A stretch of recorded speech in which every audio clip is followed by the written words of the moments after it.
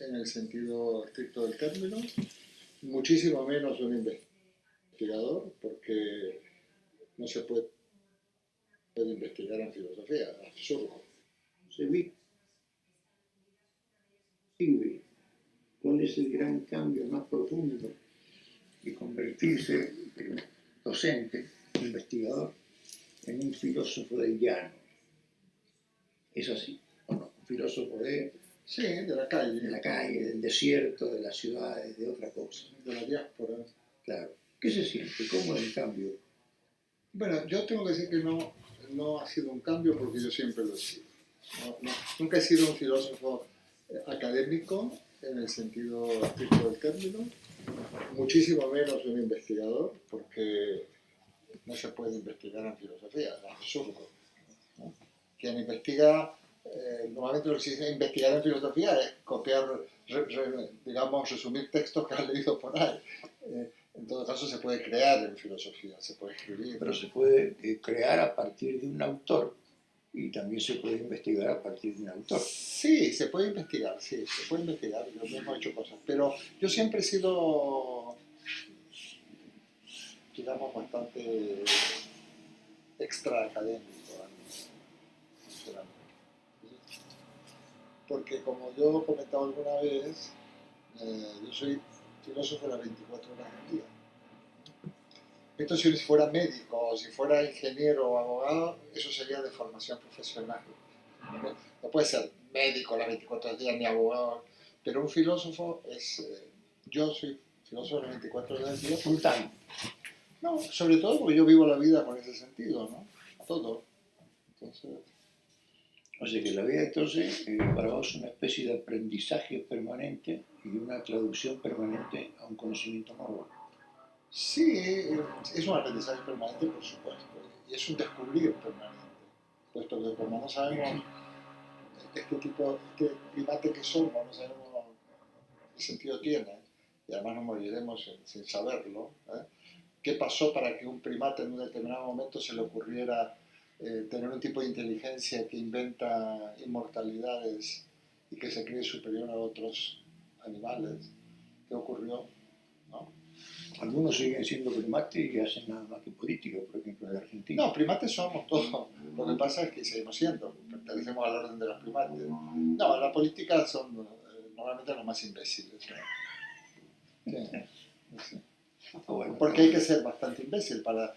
porque la política, digamos, Maquiavelo, el príncipe Maquiavelo es un libro que yo recomiendo a todo el mundo. Maquiavelo que no era maquiavélico. ¿No? Maquiavelo no, no maquiavélico viene después. Sí, por eso digo, no, pero quiero decir que él no era, él precisamente es un poco el padre de la política moderna, ¿no? Sí, hubo quien se burló mucho de él y por escrito, con muchos fundamentos, que fue Napoleón.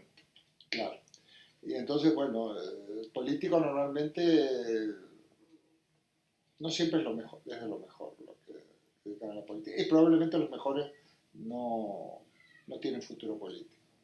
O sea, los mejores, puedo decir que tienden a quedarse nada más que en el recuerdo de haber sido buenos y no haberse enriquecido, por ejemplo. Por ejemplo, no es el sentido platónico de la política, ¿no? El Platón consideraba que la política era la condición natural del ciudadano en la polis, ¿verdad? Eh, pero incluso en ese sentido era aristocrático Platón, en el sentido de que era el gobierno de los mejores, ¿no? Bueno, eso ha subsistido en varios gobiernos, inclusive en la Argentina también. En la Argentina también hubo un gobierno, digamos, selecto, sí, un gobierno con un plan de Estado, ¿no es cierto?, que fue la Avenida de Mayo. Bueno, vos lo conocés mejor que yo todo eso. Sí, bueno, pero sí, supongo, no sé si habrán sido los mejores, Los mejores se creían ellos. No, por eso, pero es que los mejores tendrían que ser, pasa un poco como en la época, las grandes, digamos, jefes o de tribus, en la época de un poco caciquil, donde realmente la figura preponderante era el patriarca, el anciano, era el que sabía todo, administraba justicia, porque realmente era sí, inclusive el areópago. claro, realmente era una persona honorable, ¿no? Hoy en día no, hoy es una profesión, cura, como dicen en Argentina. Claro, hay algunas opiniones que han pasado a veces sin mucha trascendencia, pero las recuerdo. que hablan de cierta esterilidad de la filosofía en lo que hace la vida práctica. Ajá. ¿Cómo se define eso hoy? Bueno, es interesante el tema.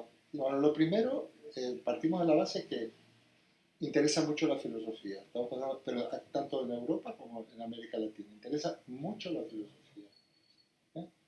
¿Eh? Por ejemplo, si estuve hace poco con Dussel, que no lo veía hace años, con Enrique Dussel, que es conocido, como sabes, y bueno, está teniendo un éxito, ya tiene 81 años, un éxito impresionante. La filosofía interesa mucho. Eh, yo creo que la filosofía tuvo que salir a la calle, o mejor dicho, regresó a la calle, ¿no?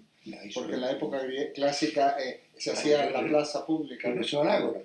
Claro, exactamente, regresó al ágora, ¿no? Y entonces, porque la filosofía académica en gran parte, por eso cuando yo me resisto al término de investigación, a pesar de que yo he hecho, es normalmente, no sé, hablar de cuál es la influencia que tuvo el segundo Heidegger en la cuñada de Anna O Arendt, Crowley. por ejemplo, ¿no? Entonces, no, un pensamiento tan especializado y tan poco necesario y que llega a tan poca gente que no tiene ningún sentido, ¿no? Los chicos de los años 50 nos volvimos todos un poco existencialistas, ¿no? Sí, Y nos quedó la marca de Sartre, nos sí. quedó la marca con la náusea, nos quedó la marca con tantas obras tan tremendas. ¿Qué pasó que el existencialismo no digamos, se extinguió? Que queda nada más que el recuerdo de las grandes cantantes, de como las No, bueno, el manifestaciones existencialismo de novelas. como filosofía, desde luego, pues fue de una época, pero que sigue vigente, se ha integrado en otras visiones, ¿no? El propio Heidegger, a pesar de su pasado nazi, pues realmente pues sigue teniendo muchísima importancia, ¿no? Por supuesto, Jean-Paul Sartre tuvo una significación, sobre todo en la época del Mayo francés y demás, aunque esa manera existencialista de vivir luego también realmente se ha criticado mucho. O sea, basta leer las memorias de Simone de Beauvoir para desmitificar a Sartre, ¿no? O el reposo del guerrero, de Christian de Roquefort. Claro.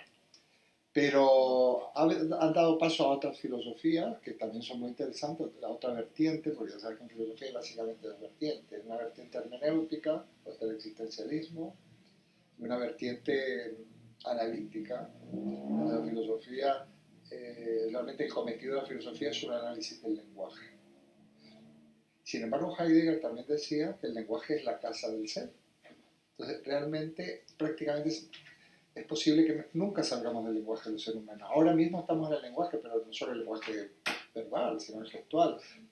La construcción lingüística, somos el lenguaje, porque somos nosotros los que construimos la realidad y el mundo. El lenguaje es un ser vivo prácticamente como nosotros. También, ahí tendríamos a otros como Saussure y a otros, los lingüistas. Pero es curioso porque el tema del lenguaje ha sido enfocado desde diversas perspectivas, ¿no? Y es la base de una gran rama del arte, por ejemplo, del teatro, de la literatura, Por supuesto. del ensayo también, aunque no es arte. Por supuesto. El tema de Sartre, ¿cómo? El tema de Sartre, por ejemplo, no quiero ser yo el entrevistado, sino que quiero también sacarte un poco del jugo, ¿no? Descubro yo en Sartre, de repente, por un par de libros, que fue un gran ensayista teatral, un autor de teorías de dramaturgia que me impresionaron muchísimo, y a mucha gente más, sin duda, mucha gente de teatro. Y me llamó la atención porque no sabía eso. No sabía que tenía esa cualidad. No, básicamente, aparte de ser un dramaturgo bastante mediocre. Yo te cuento lo que ocurre. Precisamente en Sartre se produce eso que tú me habías preguntado al principio. Pasa de unos libros muy abstrusos y tremendamente densos como La náusea, La náusea, la nada, impresionante. Pero él se da cuenta que hay otras maneras de expresar aquello que quiere decir. Entonces empieza como escribe obras de teatro. Claro, por ejemplo, las obras de teatro son bastante densas también. Sí, pero como tú sabes muy bien, la diferencia entre el teatro y el ensayo es clarísimo. Yo cuando escribo ensayo, pues a pesar de todo, yo estoy dando, de alguna manera, sentando unas bases, estoy dando unas tesis, estoy haciendo unos enunciados que yo considero válidos y que de alguna manera pretendo que así lleguen al público, aunque nunca llegan así, menos mal. Sin embargo, cuando yo escribo teatro, yo escribo poesía, por ejemplo, qué sé yo lo que voy a hacer es producir en ti un estado de ánimo y mi poesía, yo algo te voy a dar a ti, pero tú vas a reconstruir lo que yo he escrito a tu manera, porque como tú sabes muy bien, la obra de arte se independiza del autor y pertenece al público, Y ¿no? busca otro lenguaje. ¿Eh? Construye otro lenguaje. Claro. Y entonces Sartre dice, se dedica a escribir teatro. Y para mí, por ejemplo, es un magistral tratado sobre el tema de la culpa, por ejemplo, y por ejemplo, las moscas, ¿no? Mosca. Otro impresionante es A Puerta Cerrada. A mí me parece impresionante cuando él llega a la conclusión, cuando dice, bueno, es genial esa obra, que además es fácil de representar. Sí, una habitación y una luz que entra. Con alumnos simplemente, el teatro leído, eso lo he hecho yo mucho, ¿no? Entonces, bueno, cuando concluye el infierno son los otros, claro, empiezan a hacerse la vida imposible, ¿no? Y es un poco el encierro. Sí. No, es brutal, que es un poco, luego Buñuel de alguna manera está presente en El Ángel Exterminador, clarísimamente también está esta tendencia, porque claro, el especialismo es un fenómeno que no solo abarca la filosofía, sino al teatro, al cine, a la pintura, y literatura. La literatura. Claro. La literatura tiene varias cosas basadas ya sea en la crítica, en el intento de negación o destrucción, y en la apoyatura también a todo eso que fue tan importante en su momento, ¿no? Bueno, realmente filosofía es una palabra que para mucha gente suena como muy grande, como muy impresionante. Porque está mal traducido. Como algo difícil. No, la traducción es muy clara, ¿es cierto? Pero no es muy real eso. ¿Por qué? Porque se encierra a veces más en compartimentos estancos, digamos, en situaciones difíciles de entender por el ciudadano común. Por eso el ciudadano común llega a la filosofía a través de filósofos como sos vos, que bajan el pensamiento, lo traducen en gran medida, que sigue siendo el mismo pensamiento, a un sentir más general, más popular, más entendible, y ahí el hombre empieza a ejercer una filosofía que es la misma que vos le has enseñado, y también a presentarla. La filosofía sí, a ver, lo que yo siempre digo es que, primero, todos somos filósofos, pero no es un piropo, digo yo, ni un acto de cortesía. No, somos todos filósofos por una razón muy sencilla. Porque ser filósofo, por eso digo que a veces se traduce mal. Por ejemplo, para mí, cuando se dice filosofía, amor a la sabiduría, es una cursilería, no hablamos así. Yo siempre digo, imagínate que una chica conoce a un muchacho y le dice, ¿qué tal? Dice, o él queda con ella en un café y dice, yo amo la filosofía, es para salir corriendo, la sabiduría, es para salir corriendo. No, lo que la filosofía quiere decir es desear conocer o desear saber. Y Aristóteles dice, todo hombre desea naturalmente saber. Pero saber no solo leer libros, conocer gente, viajar, ¿no? Entonces, todo hombre desea naturalmente saber. Y somos todos filósofos, porque entre otras cosas, como somos, y esto tiene que ver mucho también con el existencialismo, pero también con la biología y la antropología, nosotros cuando nacemos somos seres sumamente incompletos. Como diría Sartre, nadie nos pidió permiso para nacer y no podemos elegir no morir. Y sin embargo llegaremos a ser lo que somos en el momento de nuestra muerte. Según Simón de Beauvoir, sí podemos elegir no morir. En su famosa novela que se llama Todos los hombres son mortales. Sí, pero no, esa no la he leído. Pero lo que vamos es que entonces, realmente como somos un primate, somos un mamífero muy indefenso, somos un animal muy indefenso, tú piensas un patito, rompe el huevo y sale sí, todo, y se pone a nadar. Lo que vimos en Cusco, ¿no? Nace una llama y ahí nomás, en un momentito, cualquier dice un potrillo. Nosotros no. Entonces, nosotros como tenemos que completar nuestra vida, nuestra inteligencia es nuestro recurso. Pero para poder vivir tenemos que conocer, para poder no solo empezar a conocer, pero luego también para construir, para de alguna manera construir lo que somos. Aunque hay que decir una cosa, que nunca sabremos lo que somos, porque la verdad no existe. Pero ¿por qué somos inteligentes? No, ¿por qué tenemos este tipo de inteligencia? Inteligentes son todos los Sí, animales. los gatos también. Sí. No, no todos los animales, los Sí. mamíferos son muy inteligentes, los perros, en fin. No, pero la inteligencia humana es distinta. Es distinta, ¿sabes? Yo lo suelo decir metafóricamente que somos una especie de primates enfermos. Yo no sé si estaba previsto este asunto, que tuviéramos Pero este tipo ocurrió de por inteligencia. una irrigación sanguínea, al erectarse, encaminar en dos Bueno, pies. pasaron por muchas cosas, claro, ahí está la antropología, por supuesto. Sí, pasó todo, pero que realmente yo casi prefiero que somos casi, pensar que somos casi una anomalía de la naturaleza. Mutantes, ¿Eh? unos mutantes. No, una anomalía en el sentido de que somos unos primates muy pretenciosos, que unos primates en donde nos creemos dioses o nos creemos inmortales, por lo tanto nos creemos dioses. ¿Eh? Somos... Eternos, ¿Mm? nos creemos eternos. Nos creemos eternos, claro, inventamos inmortalidades. Decimos, no, no, si voy a ir al cielo, cualquier tipo de inmortalidad. Inventamos los dioses también. Absolutamente. Y habría que tener en cuenta que en todo caso el único Dios somos nosotros. O la naturaleza en general. Sí, pero entonces, en ese sentido yo pienso que no existe la verdad, ¿no? Entonces necesitamos conocer y construyendo verdades, porque la verdad es intersubjetiva. La verdad es lo que parece verdadero, ¿no? Nosotros podemos construir una verdad si estamos de acuerdo. Entonces, oye, esta es nuestra verdad. Oye, ¿te parece bien? ¿Te parece que es mejor ser un tipo solidario y un tipo, digamos, generoso que un mezquino y un envidioso y un ladrón? Eso me habla de las verdades humanas, porque las verdades irrefutables son de la naturaleza. O sea, Bueno, es otra que cosa. yo Que fue solo lo primero. no, yo solo conozco verdades humanas. Está bien, por eso digo, humanas. Humanas, que no, que son, porque verdad es un enunciado. Es un enunciado, la verdad, y eso solo lo puede hacer el ser humano. Las cosas en sí mismas, no, vete tú a saber lo que son. Ya decía Kant que la cosa en sí es incognoscible. Solo conocemos las cosas en nosotros. En el mismo momento estamos conociendo, ya está interpretado. Solo no conocemos lo que es la naturaleza en sí. Parece, imaginamos, es un horizonte de comprensión, pero no existe la verdad, nunca ha existido y la verdad sí que se construye. Pero no hay ningún filósofo que se dedique a inventar verdades. Somos los seres humanos, nosotros los que, yo siempre digo, es intersubjetiva. Verdad es lo que parece verdad.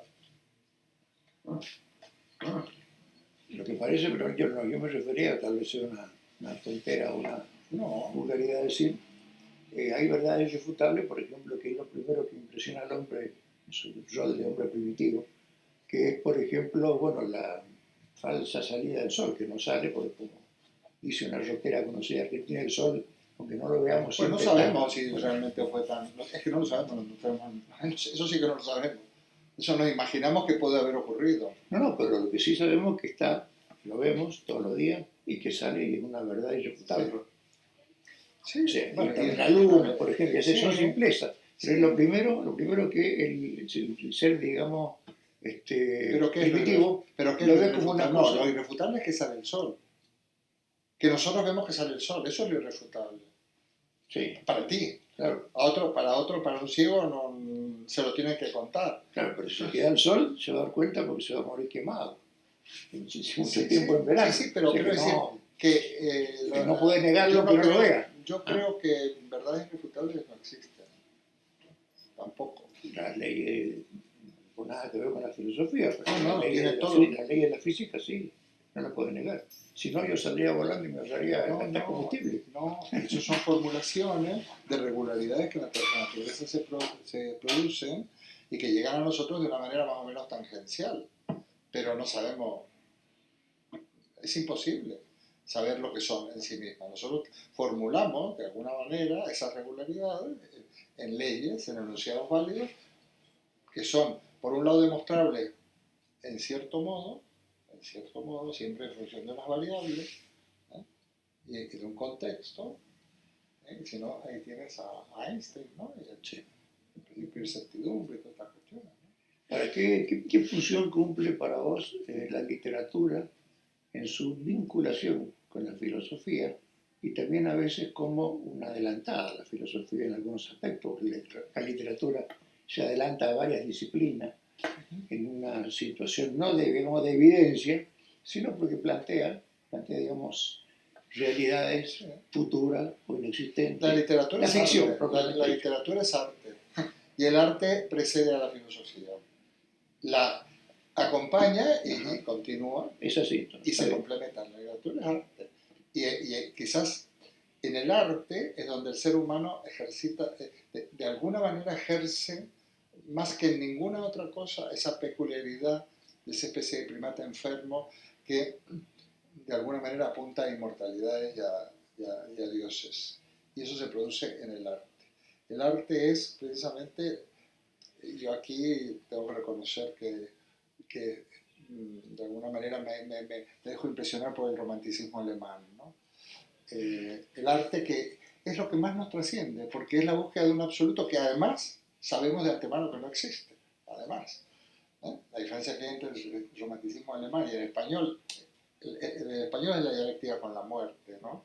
Que también es lo insondable, Becker, Espronceda, y en el romanticismo alemán es la búsqueda del absoluto, que la filosofía es Hegel, pero que la literatura es Goethe y otros, ¿no? No, pero después también tiene que ver los orígenes, se me ocurre. El nacimiento de la poesía española son los cantos de amor de unas chicas mozárabes que pedían que retornaran a sus novios adolescentes, todos.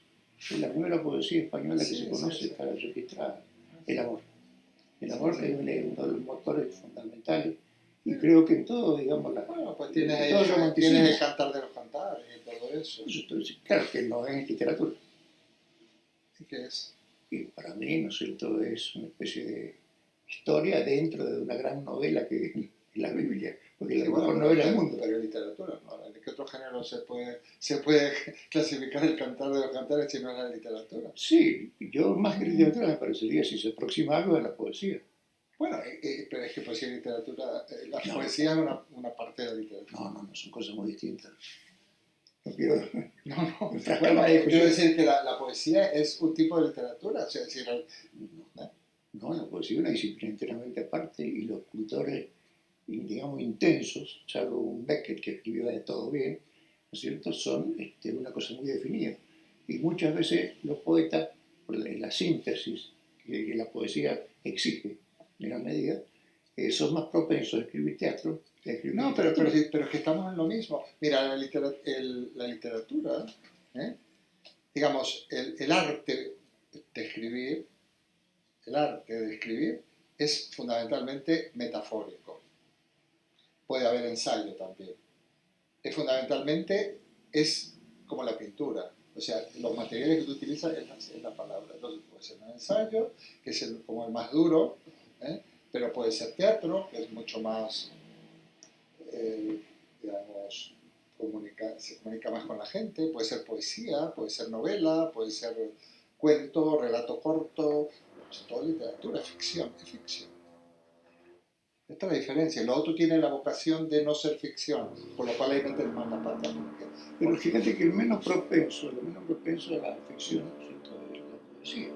Que la poesía, de alguna manera, como decía la Tolmacheva, hace una especie de transfiguración de la vida y de las cosas, pero a veces la realidad está ahí y comprendida de otra manera y con otras palabras. Pero la ficción es otra cosa. Por supuesto, la ficción puede arrancar modificando todo. Puedes leerte Un mundo feliz de Huxley. Sí. Bueno, es un modelo puro de ficción. Te voy a dar una pista, porque esto se puede tratar de muchas maneras. Hay un famoso filósofo del lenguaje que es Wittgenstein.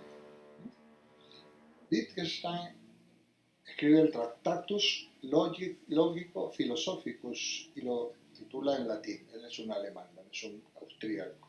Ludwig Wittgenstein. Por cierto, fue compañero de clase de Hitler. Y era además, Wittgenstein era además judío. Bueno.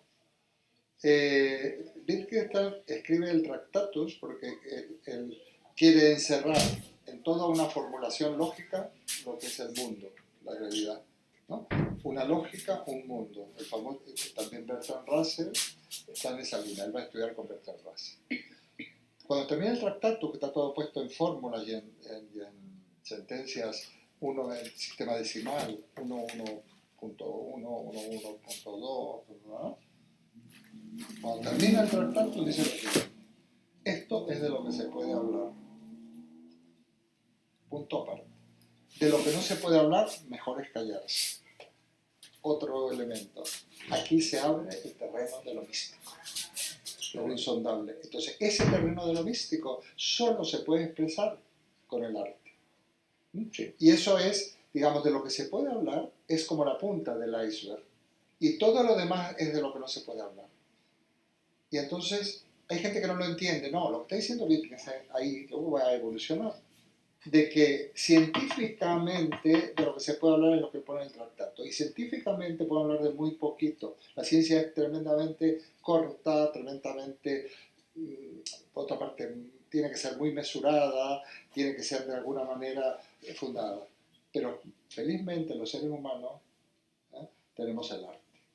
Claro, Ahí, la poesía no tiene límite, por ejemplo. es como si yo dijera, ¿cómo quieres a tal persona? ¿Qué quiere decir? Yo te puedo hacer una descripción, porque la quiero, pero es imposible expresar los sentimientos con palabras, porque están los gestos, está la mirada, está lo que es inexpresable, lo insondable, es de lo que no se puede hablar. ¿eh? Y de eso es mejor callarse en el sentido de no ser un pedante, no pretender dar respuestas a todo y demás, pero tenemos el arte, que el arte puede ser desde la poesía y a una novela, a cómo tú vives, en el fondo, una puesta de sol y que ni siquiera la expreses. Entonces, este es el asunto. Entonces, ese camino para mí es muy importante. Y si uno pudiera abrir ese camino para la gente, cuando hablamos de filósofos de la calle, sería muy interesante. Sería muy interesante. Yo, por ejemplo, muchas veces les digo a mucha gente creyente, ¿no? En una cultura que más o menos Vos ha sos sido creyente. católica. ¿Eh? Bueno, vos sos creyente, o eras, ¿no? Menuda pregunta. Me acuerdo. Como le decía, pero yo probablemente siempre fui creyente de la misma manera que lo voy a decir ahora. Yo siempre le digo a los cristianos, a los que quieren tener fe, le digo, mira, si quieres realmente tener fe, haz una cosa, olvídate de Dios. El Dios metafísico es el enemigo de la fe. En todo caso, tú como cristiano tienes ahí un personaje interesante que es Jesús. Pero Dios, el Dios metafísico, es un invento como un castillo. ¿Cómo le va a decir, no, pero algo tiene que haber, alguien ha creado esto? Eso es deísmo puro. En todas nuestras constituciones políticas se habla del supremo hacedor, el gran arquitecto, esto es deísmo. ¿Cómo le vas a rezar tú a un supremo hacedor o a un gran arquitecto? Yo prefiero la devoción a la Virgen de no sé qué. No, pero yo en el sentido metafísico no soy creyente. Pero para nada. No, vamos, sería un atraso. Vamos, hay que eliminarlo. Es un atraso. Claro, además hay otro tipo de dioses, por ejemplo, Klaus, un gran biógrafo de Sócrates, tiene un libro que se llama Vida pública y privada de Sócrates, y un modelo de una biografía novelada.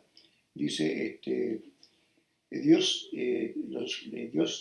fue creado a imagen y semejanza de los hombres. Claro. Los dioses griegos eran borrachos, pendencieros, secuestradores, timberos. Claro, porque lo hicieron como ellos eran. Eran así los dioses griegos. No, pero aquí hay una cuestión muy importante.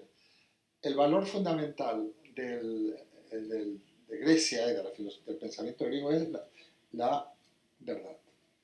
O sea, lo importante es la búsqueda. Ellos están buscando la ciencia. Ojo, la filosofía griega lo que está buscando es la episteme, la ciencia. En cambio, por ejemplo, la caridad, el amor, eso brilla por su ausencia. Eso lo inventa Jesús, digamos, por lo menos sus biógrafos, los evangelistas. Para un griego, la venganza y todo ese tipo de cosas era fundamental. Los secuestros. De ahí viene, que es muy de la cultura mediterránea, la vendetta, ¿no? Que es italiana, el ojo por ojo, diente por diente, luego aparece más tarde.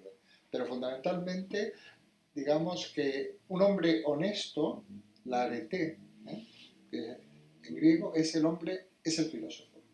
Aún con Sócrates, si nos vamos a la figura de Sócrates, es la gran virtud, el hombre virtuoso es el hombre sabio al estilo socrático, o sea, con esa humildad que Sócrates plantea.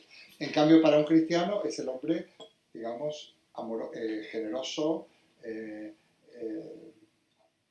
que se realiza en el amor.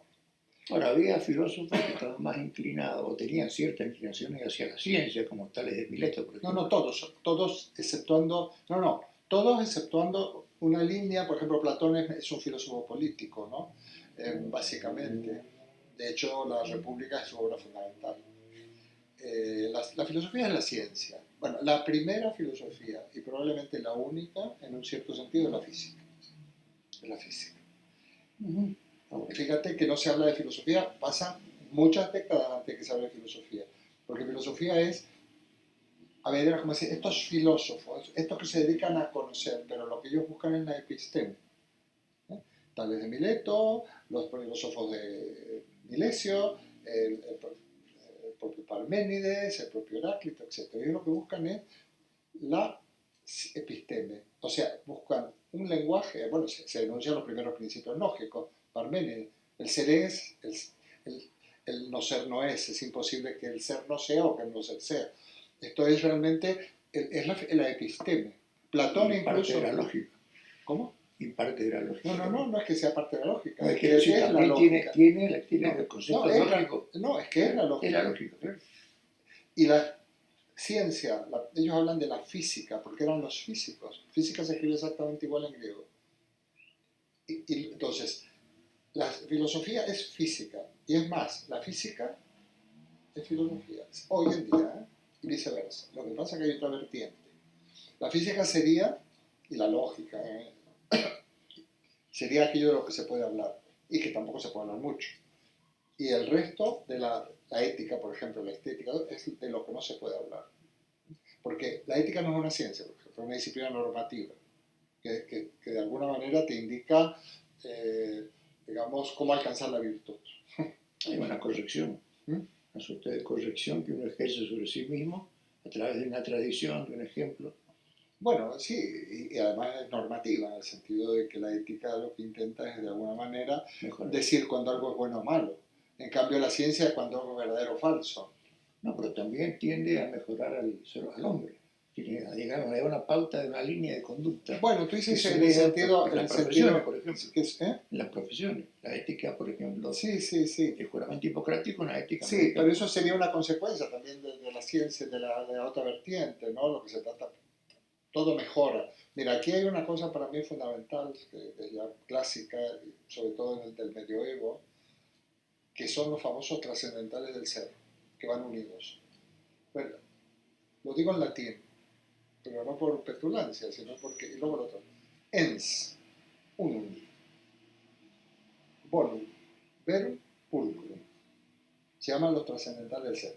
El ser, todos los la unidad, y luego, pero los tres estos son muy interesantes. Unum, verum, pulcrum, bonum. Verdadero, bello y bueno. Lo que es bueno, verdadero y bello. Lo que es bello es verdadero y viceversa. Ya pasó eso. No, lo que va a pasar es la única no, no es que ha pasado, es que así tiene que ser. Lo bello, por ejemplo, en este momento no tiene la importancia que tenía antes. No, claro, vaya que si la tiene. Se encarga de destronar lo bello. No, pero es bello lo mismo. Vamos a ver, vamos a poner un ejemplo. No, la belleza existe, sin duda, no lo voy a negar. La belleza probablemente no exista, lo que existe son... El concepto. Sí, no, los conceptos no existen. Tampoco. No. A ver, me explico. Que a veces a mí me han acusado de esteticista moral, ¿no? Hay cosas que yo no las hago no porque estén mal, sino porque son feas. Por ejemplo, ser envidioso. No sé, es una cosa que realmente desde el punto de vista de la ética está muy... Pero sobre todo es feo, desagradable, envidioso, mezquino. O sea, hay una serie de defectos que son feos. No son, y son falsos, por otra parte, porque la envidia o la mentira son atajos que no llevan a ninguna parte, ¿no? Entonces van contra la verdad, son falsos, son desagradables, no hay otra cosa. Es que si es preferible que sea la venganza que la envidia, ¿no? La ira, son defectos Hamlet. muchísimo mejor, muchísimo más humanos, pero la otra son rastreros, ¿no? Entonces, yo me cuestionaba eso, por ejemplo, ¿puede ser un buen médico un tipo que es lo único que les interesa es el dinero y que, bueno, habría que desconfiar como mínimo, ¿no? o de un profesor universitario que es profesor de ética y que se dedica a dar navajazos y a hacerle zancadillo a los compañeros para tener un cargo mayor que los otros profesores de ética. ¿Cómo es posible? O un cura, pederasta, exacto, y que condena una determinada opción sexual cuando el 50% de los curas son homosexuales y se meten ahí porque las mujeres con el pecho un poco más cubierto que otros. Bueno, eso, pero los propios curas, ¿no? Entonces, ese es el problema, ¿no? Que lo que es bueno, y realmente quizás, depende ya yo creo un poco del carácter, de lo que seamos, ingresamos en ese mundo de lo bello o a través de la belleza, a través de la bondad o a través de la verdad. Quiero decir que, pero en el fondo todos llegamos a tocar aquello que nos conmueve, que es lo sublime. Entonces uno le puede conmover, como en aquella película que vimos de aquella de Una mente maravillosa, aquel que tenía, bueno, o el otro le conmueve, por ejemplo, lo que puede conseguir alguien con las matemáticas. Las matemáticas son impresionantes. A otro le conmueve, es la música. A los otros le conmueve la novela. Y no olvidemos ahora del cine, de las artes. No, por eso yo me refiero a esa simpleza que sigue vigente en algunos aspectos, que lo bueno, ¿no es cierto?, es bello, y que lo malo es feo, oscuro, negativo. Eso ha viajado mucho en la historia del hombre, hasta que la literatura se encarga de demostrarlo con ejemplos literarios. Moby Dick, por ejemplo. Moby Dick es el mal, no, propiamente dicho, y es blanco. Demostrarlo. Yo te corrijo, Alberto, perdona, mostrarlo y no demostrarlo. Ya, tiene características de demostración porque a partir de ahí cambió el concepto. A partir de varias novelas que destruyeron, ¿no es cierto?, la imagen de la maldad. No, pero el problema es que no, maldad. La fealdad. Porque, ¿sabes una cosa? Se descubrió que había gente muy fea y muy buena. No, pero yo no me refiero a esa. Una simpleza, pero eso primaria, no, me refiero al mal, Mira, el mal fundamentalmente, como diría una colega mía mexicana, que de alguna manera, un libro que acabo de prologar y que, bueno, que no, que prologó otro, él tiene uno que se llama Eros, Tánatos y Mamón, ¿no? Entonces, donde son todas las pulsiones, y Mamón sería la tercera pulsión para ella, es la pulsión del poder. El poder, la búsqueda del poder a toda costa, donde machacas, ese es el mal. Pero lo hemos instalado, ese es el verdadero mal. El poder que hace que se mueran millones de personas, que contaminemos este planeta. Tú que eres un es el mal en el mundo. Ese es el mal. El mal auténtico es que probablemente vamos a destruir el planeta, que porque unos señores se mueren de diabetes y de indigestión, y mientras otros están muriendo de hambre, ¿no? Este es el auténtico mal de nuestra época. Es muy importante la línea, yo creo que tú vas por ahí, es fundamental dedicarnos a esto. Es fundamental porque realmente, a ver, ha habido épocas que hemos tenido que detenernos en distintas, problematizar lo que realmente es un problema, porque la filosofía no es inventarse problemas, es tomar en consideración los problemas. Y hoy en día, por ejemplo, es uno de los grandes temas de la filosofía, es precisamente este, el tema ecológico en general. Pero ese es el auténtico mal. Ese mal genera guerras, genera muerte, destrucción. El poder. Mamón. Y el ansia de el poder. Entonces, eso es el gran mal, esa es la gran fealdad, y es la gran mentira. A eso me refiero, no que el jorobado de Notre Dame. No, pero te digo, yo te hablo un poco de un pasado no muy lejano, porque digamos, toda esa suerte de lucha, ¿no es cierto?, contra esa tipología hasta simbólica más que otra cosa, no es de nuestros días. No, ya lo sé, esto es bien. Pero no, yo voy por otro lado. Es como, yo sé lo que tú dices, cuando por ejemplo van los europeos en las expediciones a América o a África y hablaron hasta de arte degenerado, porque no se parecía a la pintura de Rubens y de este tipo de personajes, ¿no?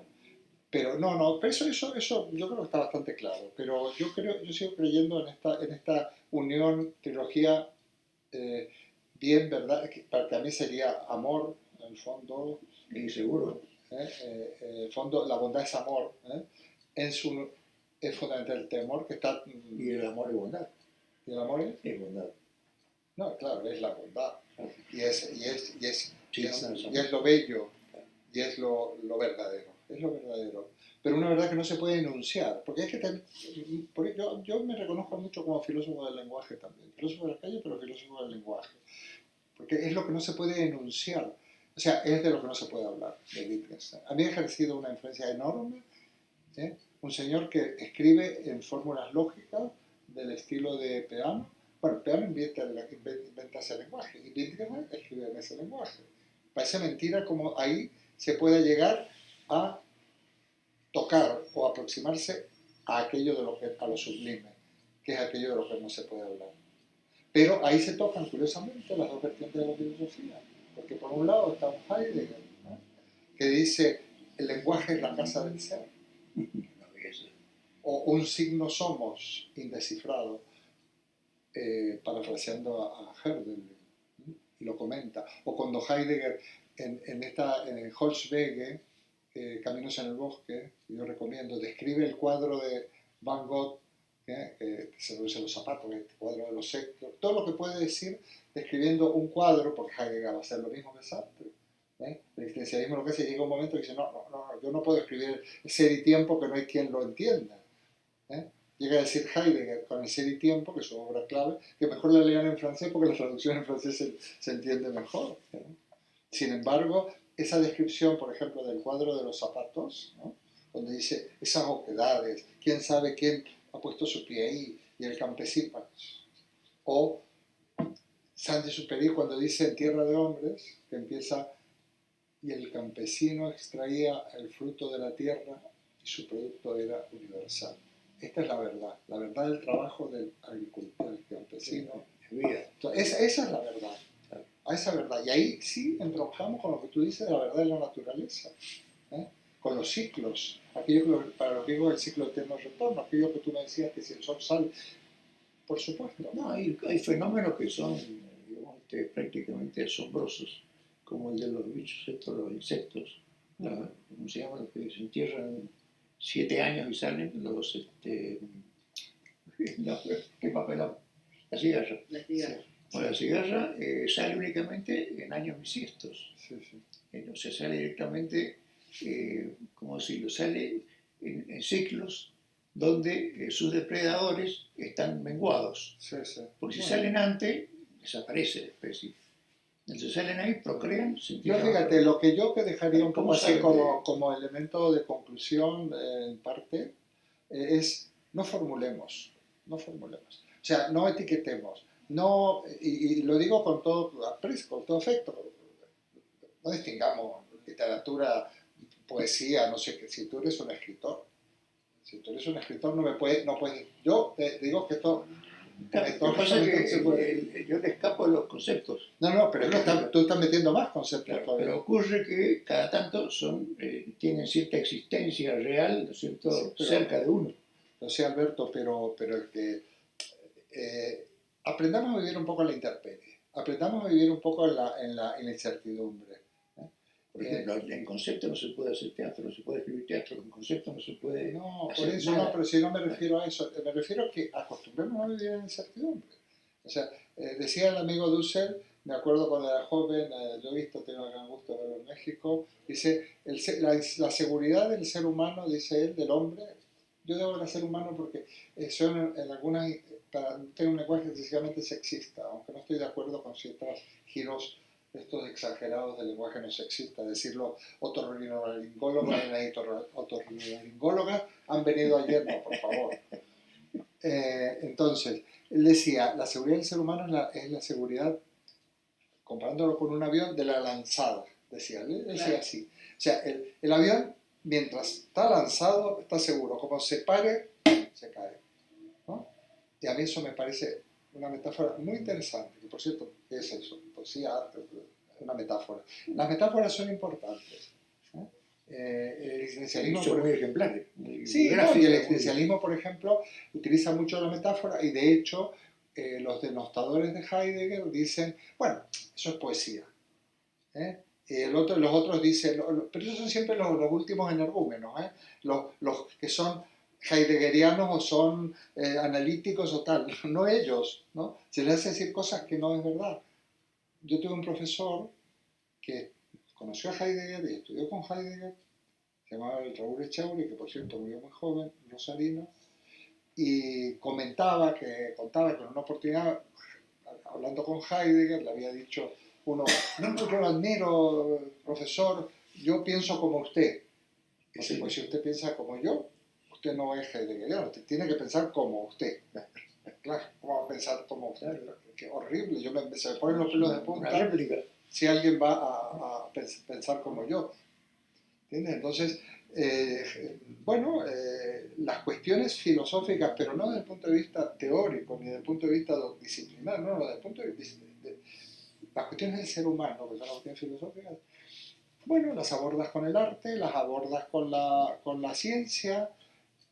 Entonces, y de alguna manera el hombre que va haciéndose refinado, en el sentido que va fomentando el gusto, ¿eh?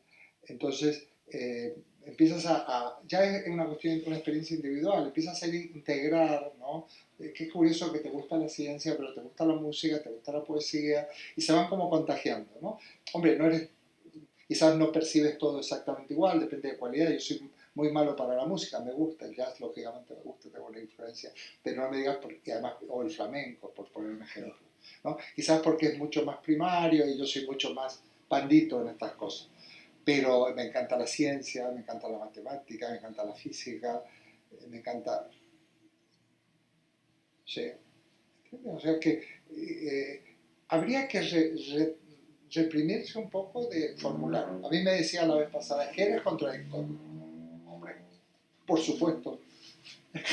¿Por qué no voy a ser contradictorio? Si yo no tengo las cosas claras, y si yo puedo cambiar de opinión, y si yo no tengo nada claro, de verdad, yo soy un ejemplo de que no resuelvo nada, o sea, resuelvo cosas en el día a día, pero que si yo no tengo respuesta, yo no vengo a enseñar nada. Vos venís prácticamente, como charlamos el otro día, a hacer pensar.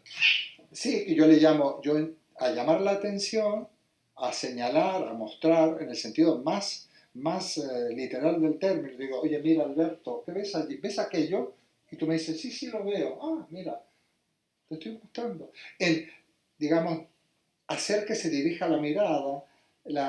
Hay una expresión griega que se llama orzotes, que quiere decir corrección de la mirada. Entonces, no enseñar, no me gusta la palabra enseñar.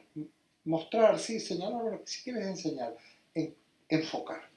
Se trata de enfocar. Oye, mira, ¿ves aquello? Ah, no lo había visto nunca. Tú vas caminando siempre distraído por el centro, nunca has visto, no sabes lo que hay arriba de tu mirada. Y oye, mira qué pescado más bonito. ¿Verdad? Eso por un lado. Y por otro lado, eso siempre emerge del que ve más que el otro. No, emerge, es un acto un acto de amor en el fondo, ¿no? De apertura hacia los demás, porque por una serie de casualidades uno ha tenido una formación que te ha llevado a eso. Ves más, obviamente. Uno de los cursos míos, que es la filosofía como terapia y que también ahora se llama la filosofía como escuela de vida, hace lo siguiente. Tú vienes y dices, Eduardo, tengo un problema. Digo, ¿dónde está el problema? Y tú me dices, qué sé yo, le digo, ven, Alberto, mira, no. ¿Dónde está el problema ahora? Es que muchos problemas no tenemos, eso, no los tenemos realmente. Y ahí viene la importancia de que tu propia filosofía no sea tu propia enemiga, ¿no? Porque cifrar la felicidad en cosas que no tienes la felicidad. Uno cree que sí. Uno cree que tiene, bueno, ya es clásico, el tener y todo este tipo de cosas, ¿no? La felicidad, los otros días me preguntan a mí en clase, Eduardo, ¿cómo estás? ¿Cómo te sientes? ¿No? A raíz de una cuestión. Y le digo, estoy bien. Y estoy bien porque me siento bien. Porque estar bien es sentirse bien. Seguro. La felicidad que se puede conseguir es sentirse feliz. ¿Se acabó? Ahora, no pretendamos que la felicidad es algo que está ahí, que está oculto, está enterrado. No, la felicidad la construimos nosotros. Permanente tampoco. Ah, por supuesto que no.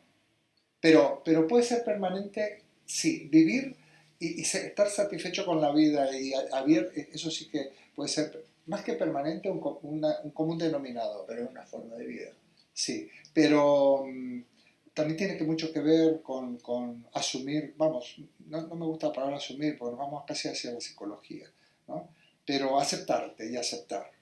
¿No? No tengo nada contra la psicología, sino que incluso la psicología ha pasado a ser algo demasiado, un lenguaje demasiado abstruso, todo el mundo tiene que no reprima, que tiene la figura del padre, y hemos caído en unos topicazos. Más que nada los freudianos. Sí, Psicoanálisis. sí, que se ha abusado de todo aquello. ¿No? Bueno, ser feliz es sentirse feliz. Y eso es lo que tenemos que aprovechar, ¿no? Y no tenemos nada más. Yo creo en la muerte absoluta y total del individuo, pero total. Yo desaparezco como cualquier otro mamífero o cualquier otro insecto. O si para siempre no queda nada de vos en otra vida distinta, en otra... Absolutamente no. Pero eso es una creencia, ¿eh? Según Ortega, hay que distinguir entre creencias e ideas. Esto es una creencia. Las creencias no se demuestran. La idea es interesante en ciertos ámbitos transformar las creencias en ideas, que esas son las que tienen fundamento. Nosotros podemos creer lo que se nos dé la gana. Estos son los famosos postulados de Kant. Kant dice, por un lado, las críticas son puras, que de alguna manera sería el agnosticismo kantiano. No se puede demostrar la existencia de Dios, pero tampoco se puede demostrar su no existencia. Claro. Pero por otro lado, dice en la crítica no existiría. Claro, la criticación práctica dice, yo postulo la existencia de Dios. Postulo, los postulados son indiscutibles, ¿eh? Porque yo postulo, porque si no hubiera, él dice, yo me lo sé de memoria, un mundo allende este mundo donde el ser y el deber ser se unificaron, o sea, lo que yo he pretendido, el deber ser y el ser, bueno, mi vida no tendría sentido. Por lo tanto, postulo la existencia de Dios, postulo la inmortalidad del alma y postulo el orden del mundo. ¿Quién lo dice? Kant, criticación práctica. Y te digo una cosa, todo el derecho del mundo. Es muy bueno eso. Todo el derecho del mundo a que tú postules lo que quieras, sobre todo si te hace feliz. Sí. Porque no se puede demostrar ni una cosa ni la otra. Ahora, yo estoy persuadido que también tengo derecho a que cuando yo me extinga, estoy extinguido. Eso, yo creo que sí, puede ser, ¿no? Puede ser, digamos, tal vez le ocurra a los que no creen directamente en la extinción esa, porque no la han, digamos, desarrollado dentro de sí, para mi entender. Yo creo que lo que está muy vinculado a los afectos, al amor específicamente, tiende a funcionar siempre y tiende a funcionar aún cuando una persona muy querida por uno se va de este mundo. No se va de todo. Hombre, queda un recuerdo que se va renovando permanentemente. Hombre, ¿tú crees que para mí, que nosotros que hablamos continuamente de mi madre, de la Mary, tú o yo, para nosotros, pero llegará un momento que ya nadie hablará de ella y ya se acabó? Claro, nadie hablará de ella, pero ese recuerdo para mí sigue vigente. Que alguien lo convocará de otra manera o bajará de otra manera. Bueno, sí, pero sí. Yo creo Hombre, que los recuerdos que son alimentados por pensamientos propios de los recuerdos, parece de loco, pero no es así, porque vos convocás y traes un recuerdo grato y de repente te viene mejorado, te viene con algunas pérdidas como la voz del ser querido que desaparece, algunos elementos desaparecen, pero viene agregado con cosas como que vos te habías olvidado o que no las sabías. Como si hubiera una máquina, para hacerlo más claro, más gráfico, agregándole elementos favorables. Ahora lo tenemos, ¿eh? Podemos ver a Humphrey Bogart, a Marilyn Monroe, e incluso mis bisnietos podrán verme a mí. ¿Tú te imaginas que tuvieras de la Melita? O yo tengo, por ejemplo, una grabación de mi madre que le hizo mi hijo así distraído, donde hasta canta algo tan, qué sé yo, y yo la tengo como oro en polvo. Claro.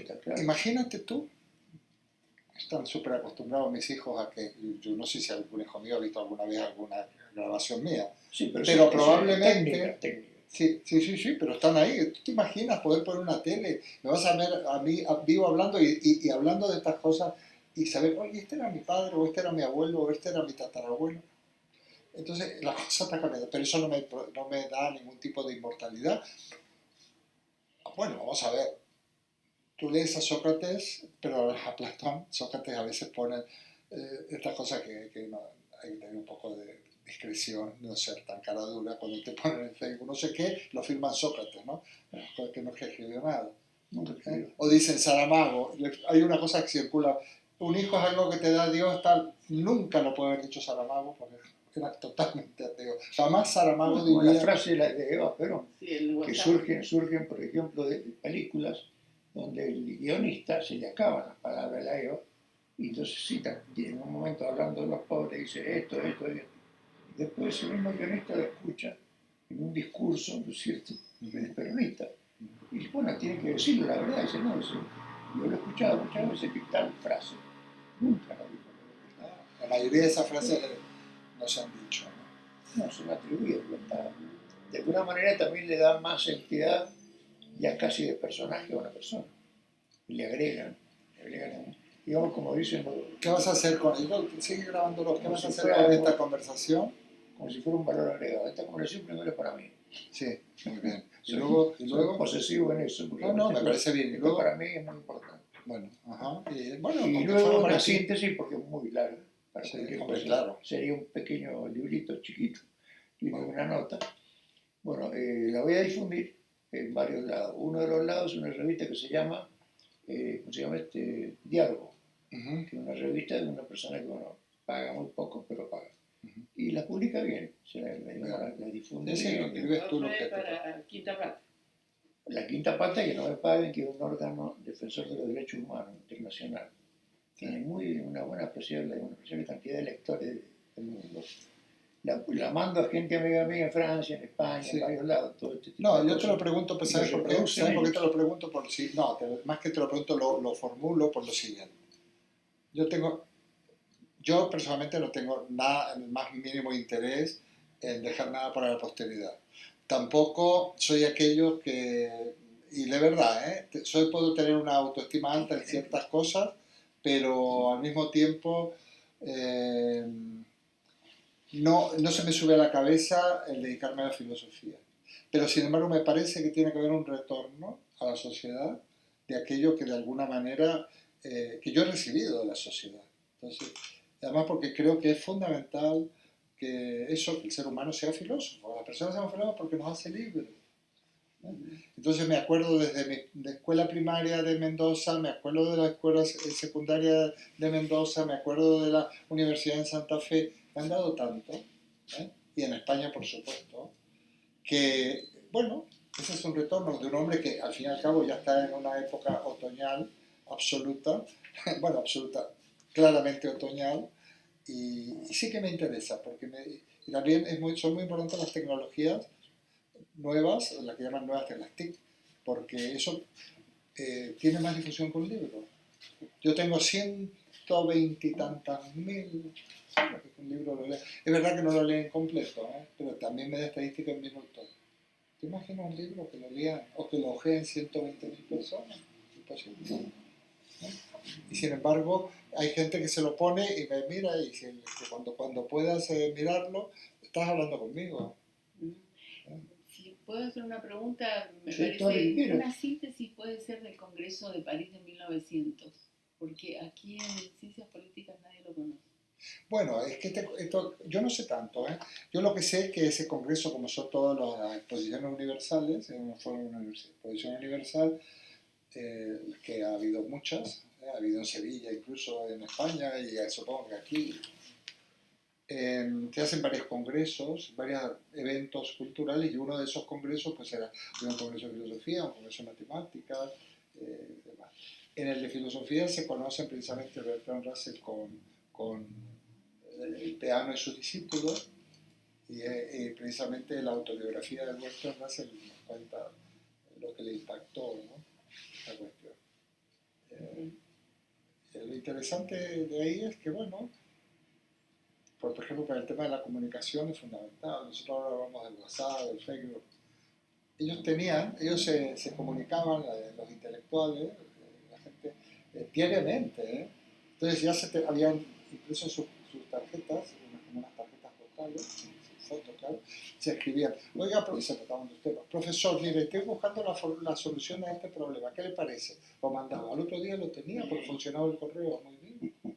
Y otro le contestaba, eso es lo que yo estuve mirando en su momento, ¿no? Es impresionante. O le cuenta, o manda todo el manuscrito, lógicamente. Bueno, luego ya entró la máquina de escribir, pero hay cosas de Tarski y de otros pensadores, ya escriben con máquina de escribir. pero es muy interesante.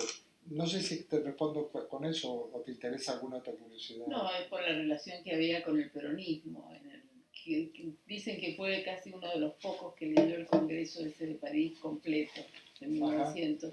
Pues no lo Que sé. no sé si hay traducción. Ya si tiene es un mérito para haber sido digitalizado. militar, que realmente eso es rara avis. No se ha digitalizado, por eso ha quedado. No, pero quiero decir que un militar lea sobre eso ya me parece una excepción. Bien. Rara avis.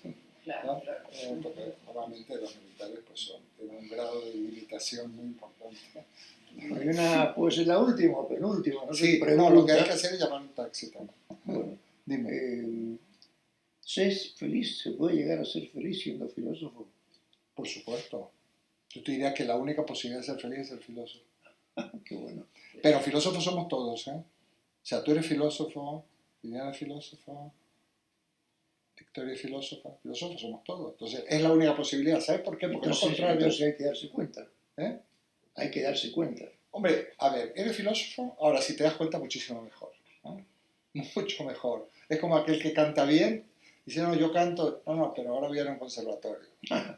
A ver, no, hay que ser consciente de que una filósofa... Mira, de la misma manera que ya no existen los magos y los brujos de la tribu y que parecía que o el confesor o el médico o el no sé qué, y ahora vas y te metes en internet y sabes que este médico te está mintiendo o que está despistado. No sé, la verdad ahora se ha democratizado, sobre todo en ciertas culturas. Cierta verdad. ¿Eh? Cierta verdad. Sí, por lo menos el acceso a la verdad. Vamos, a la verdad, el acceso al conocimiento, perdón. Sería un contradictorio y que la verdad no existe. El acceso al conocimiento, es la única posibilidad.